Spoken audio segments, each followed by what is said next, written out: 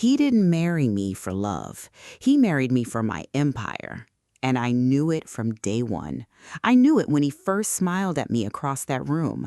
I knew it when he sent the third bouquet in a week. I knew it when his mother looked at me like I was a solution, not a person. I let it happen anyway, because sometimes the most dangerous trap in the world looks exactly like a wedding ring. And sometimes the woman wearing it built the trap herself.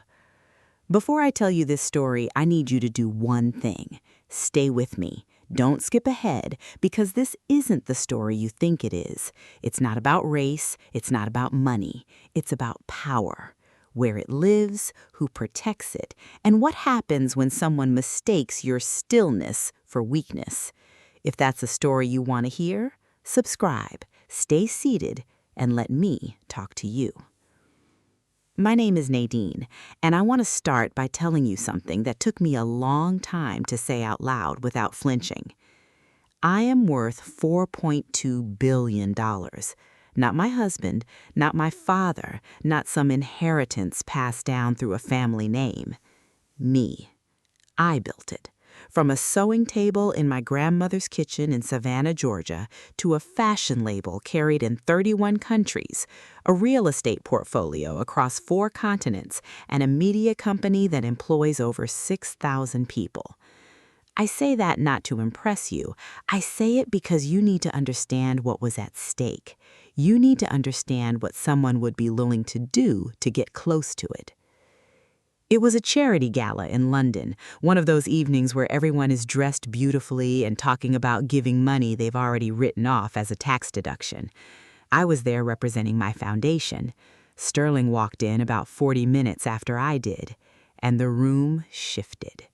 Not because he was extraordinarily handsome, though he was polished in the way that old money teaches you to be polished, like every edge has been softened on purpose.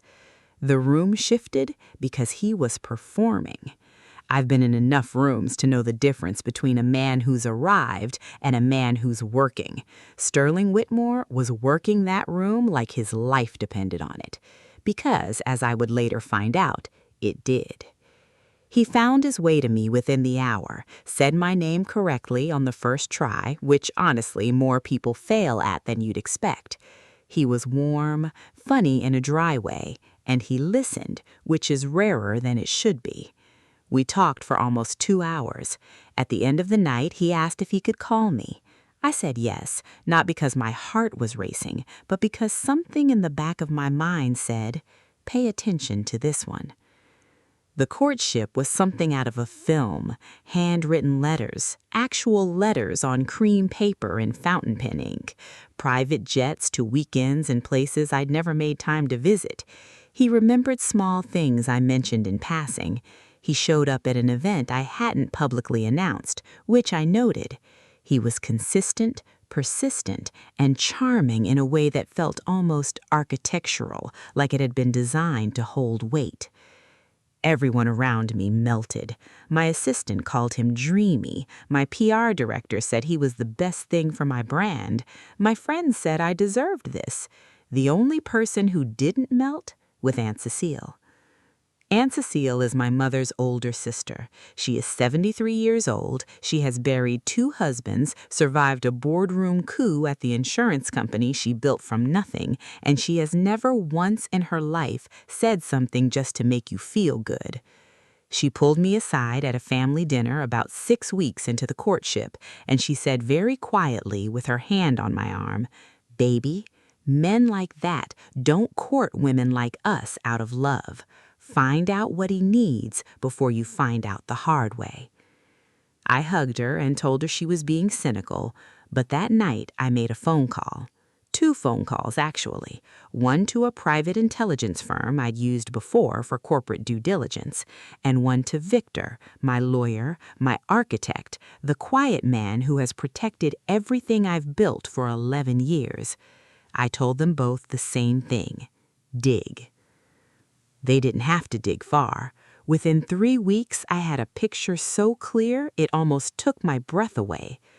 The Whitmore Banking Group, Sterling's family institution, one of the oldest private banks in England, a name that had stood for 200 years, was 8 months from complete collapse. $600 million in bad debt from a series of catastrophic investment decisions made over the previous 4 years. A government financial investigation that was still private but accelerating, and a board of directors who were one by one quietly making plans to exit.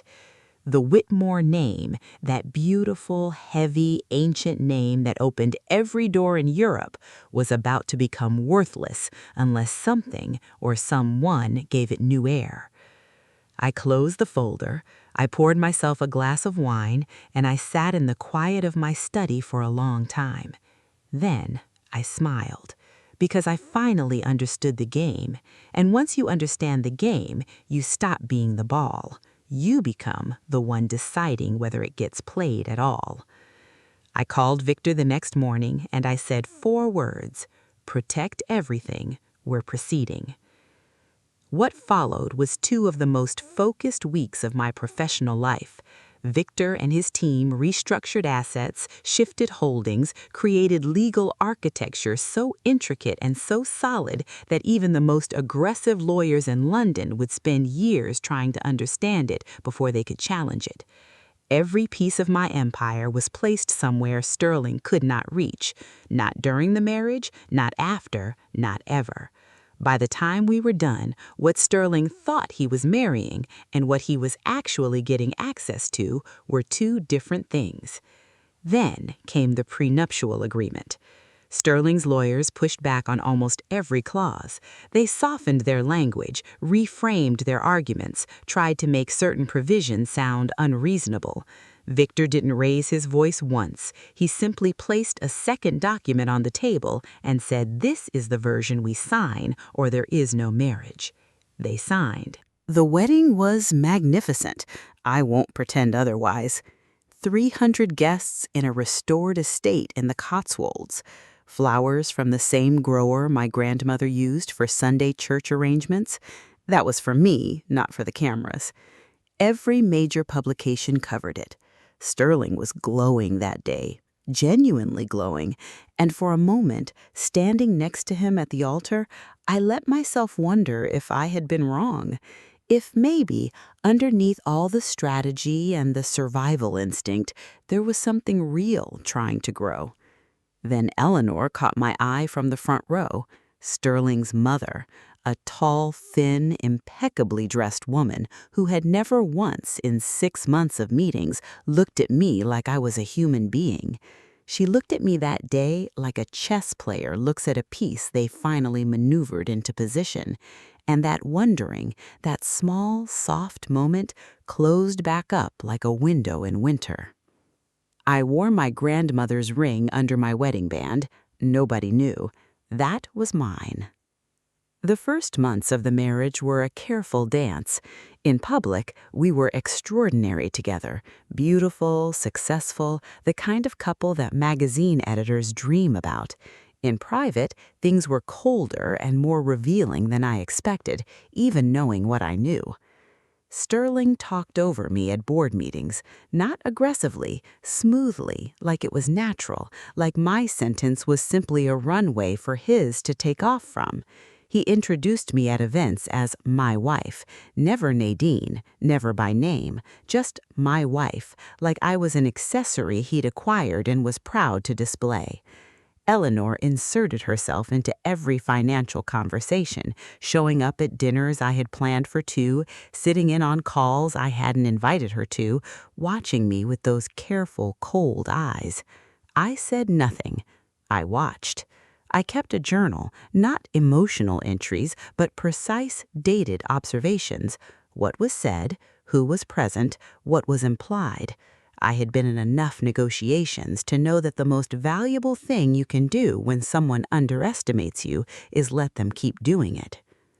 About 5 months in, Sterling came to me with a refinancing proposal for Whitmore Banking. He framed it as partnership. Eleanor framed it as a natural extension of our marriage. Our family, she said, with emphasis, as though that word carried an obligation I hadn't signed up for. The proposal was a co-signing arrangement on a refinancing deal. It sounded reasonable on the surface. Victor pulled it apart in 48 hours. Buried in the structure was a clause that would have exposed $900 million of my real estate portfolio as collateral. If Whitmore Banking failed, and it was still failing, slowly and certainly, I would have lost nearly $1 billion in assets. I declined. Politely, I thanked them for sharing it with me and said it wasn't the right structure for my portfolio. Sterling's face did something in that moment that I hadn't seen before. The polish dropped, just for a second, just enough, and I saw the desperation underneath it, real, unguarded, and a little frightening. I filed that moment carefully in my mind. A few weeks later, I found out about Rochelle. She was not a recent development. She was a 9-year relationship, a woman Sterling had loved, genuinely loved from what I could piece together, but who came from a family with no money and no connections. He had kept her in a flat in Paris, visited her 6 or 7 times a year, and had every intention of continuing that arrangement indefinitely. When I tell you I wasn't angry, I mean it in the most honest way possible. What I felt was something closer to clarity. A man with a secret is a man with a leash, and I now held it without him knowing. The months that followed were a slow escalation. Eleanor began quietly working against me within the shared board of our charitable foundation, suggesting to donors that I was difficult, that my management style was erratic, that the merger of our public profiles had been more complex than anticipated. Sterling began appearing at press events without me, giving interviews that subtly repositioned his narrative away from mine. They were building a story. They were preparing to discard me and claim I had been the disruptive element in the marriage, hoping, I believe, that I would either fight back publicly and look emotional or accept a quiet settlement and disappear. What they didn't know was that for 14 months, with the full knowledge of my legal team and in compliance with every applicable law, I had been documenting everything. Every meeting, every financial proposal, every press statement that misrepresented our arrangement, every communication from Eleanor, every moment Sterling's mask had slipped. 14 months of evidence, organized, indexed, and sitting in Victor's office in 4 identical copies. I said nothing. I waited. The government investigation into Whitmore Banking went public on a Thursday morning in November. By noon, Sterling was at my door, not the composed, polished man who'd written letters on cream paper, a frightened one. He said he needed $300 million in emergency capital by Friday. He said the bank would survive if I helped him. He said we were a team. He said, and I remember this exactly, "I need you, Nadine."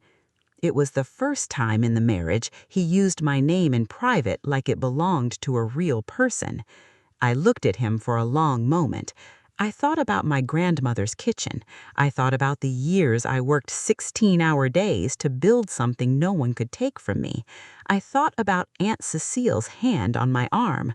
I thought about every meeting I had sat in while someone spoke over me. And then I said very quietly, "I want a divorce." What came next was not pretty. I won't dress it up. Sterling and Eleanor deployed 14 lawyers. Their strategy was aggressive and, I'll admit, creative. They alleged I had concealed assets before the marriage, that I had violated the spirit of our marital agreement, that I owed what they actually called a lifestyle contribution for the period of our marriage. It was, in plain terms, an attempt to make me pay them for the privilege of having been used. Victor walked into the first hearing with a 400-page document and a calm that I have never in my life seen rattled. Inside that document was everything. Every attempt Sterling had made to access my wealth, every misrepresentation to the press, every financial strategy designed to put my assets at risk, every communication from Eleanor, and the documentation of Rochelle, not as a weapon against Sterling personally, but as evidence of the sustained deception that had formed the foundation of the entire arrangement. The case did not last long. 3 weeks after it began, Sterling's legal team requested a settlement discussion. The settlement they received was the one Victor and I had written before the marriage. Not a dollar more, not a concession less. They signed. But the legal loss was the smallest part of what happened to Sterling Whitmore. Without my name and credibility alongside his, the last investors who had been holding on released their positions. The government froze Whitmore Banking's accounts in December. The estate in the Cotswolds went to creditors by February. The board seats, the club memberships, the quiet gentlemen's arrangements that old money depends on, all of it evaporated with a speed that I think even Sterling surprised. Eleanor stopped taking his calls. I know because a mutual acquaintance told me, in that slightly guilty way people share information they know they shouldn't. Rochelle left too. She had not been waiting for love, it turned out. She had been waiting for access. And when the access was gone, she was gone. Sterling Whitmore was left with the one thing he had arrived in the world with, his name. And by that point, it opened nothing. I won't tell you I felt nothing. That would be a lie, and I don't have any use for lies anymore. I felt something heavy and complicated sitting in my chest for a long time after it was over. Not guilt. I had protected myself from a man who intended to use me, and I refused to apologize for that. But grief, maybe. A kind of grief for the version of the story that could have been real. Because I am human, and even when you know the truth, part of you holds a small, quiet door open, and when you finally close it, it has a weight to it. I closed it. I never spoke about Sterling publicly, not once, not an interview, not a statement, not a social media post. Some people took my silence as dignity, some took it as strategy. Honestly, it was both.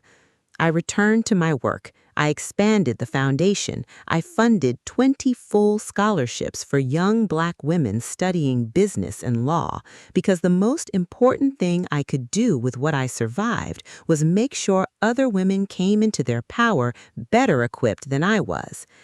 And sometimes when I'm sitting in a quiet room late at night, I think about what this story is actually about. Because it's not about Sterling.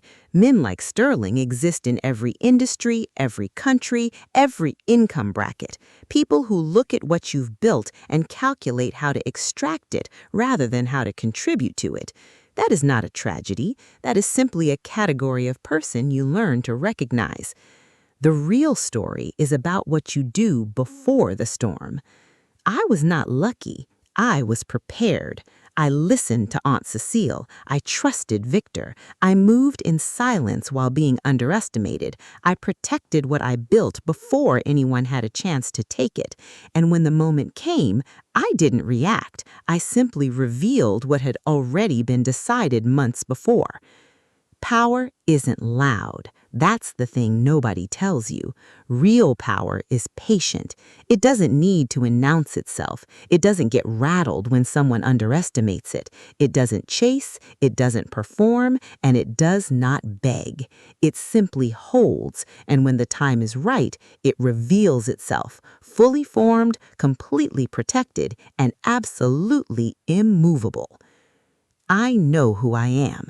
I knew it in my grandmother's kitchen, and I know it now. Nobody gets to decide that for me. Not a name, not a legacy, not a wedding ring. If this story stayed with you, if some part of it touched something you've been thinking about, something about trust, about power, about protecting what you've built, then don't let it just be a video you watched. Let it be something you carry with you. Share this with someone who needs to hear it, not just the ending, the whole thing, because the lesson isn't in the fall, it's in everything that happened before it. Subscribe if you want more stories like this, real ones, uncomfortable ones, the kind that nobody was supposed to tell. I'll be here, and I'll always be telling the truth. The door is closed now, but the story lives.